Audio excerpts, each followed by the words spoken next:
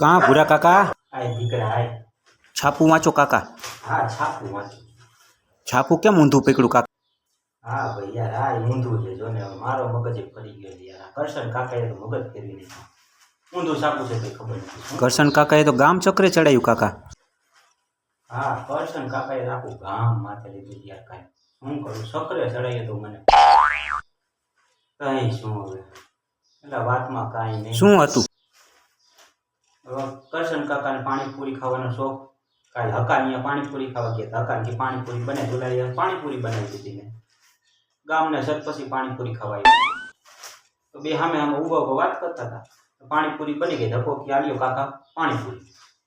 તે કાકાએ પાણીપુરી લીધી મોઢા મૂકવા ગયા ને મોઢું બંધ કરવા ગયા ને તો ડખ હદેરાને બાયણે નીકળી ગઈ સરપંચ આખા ભરાઈ હવે પેલા શું હતું કે ઓલા બે દાંત આડા હતા ને